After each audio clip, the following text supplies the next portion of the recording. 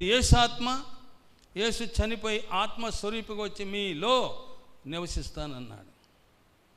యేసు ఆత్మ మనలో ఉంటే నూతన స్వభావం, పాతవి గతించిపోతాయి, నూతన హృదయం, నూతన సృష్టి మనలో పరిశుద్ధమైన జీవితాన్ని నడిపిస్తాడు.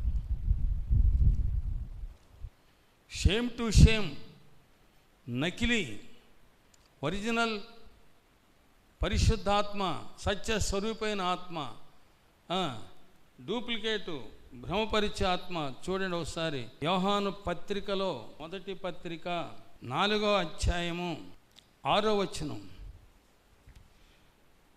మనము దేవుని సంబంధులం. చదవమా. దేవుని ఎరిగినవాడు మన మాట వినును, దేవుని సంబంధి కానివాడు మన మాట వినడు. ఇందువలన మనము సత్యస్వరూపమైన ఆత్మ ఏదో, భ్రమపరిచే ఆత్మ ఏదో తెలుసుకొనిచున్నాము. దేవుని స్తోత్రం. సత్యస్వరూపమైన ఆత్మ.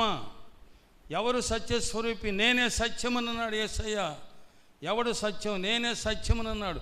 సత్యస్వరూపమైన ఆత్మ ఏదో, భ్రమపరిచే ఆత్మ ఏదో తెలుసుకోండి అంటున్నాడు.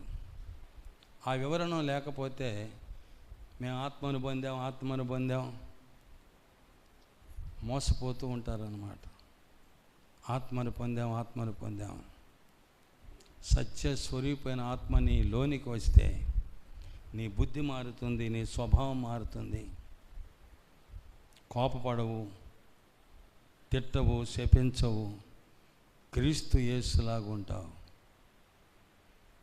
లోగడ మీకు ఒకసారి చెప్పాను, 312 తలకాయలు నరికిన రంభాసింగులో సత్య స్వరూపమైన ఆత్మ ప్రవేశించినప్పుడు వాడు ఏడ్చి పశ్చాత్తాపడి కన్నీరు కార్చి అది వదిలేసి క్రీస్తు సేవకుడుగా మారి ప్రపంచంలో సువార్త ప్రకటించి కోట్లాది మందిని సువార్త చెప్పాడు.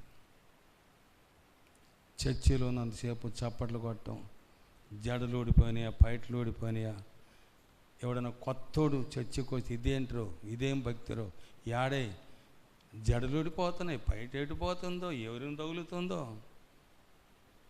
దేవుని నామానికి దూషణ. దేవుని స్తోత్రం.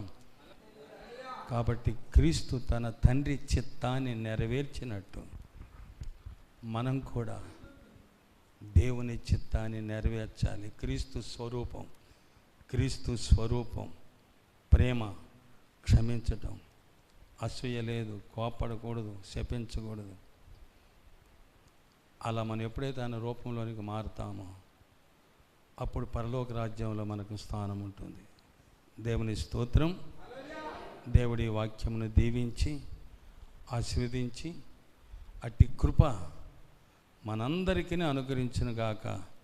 ఆమేన్.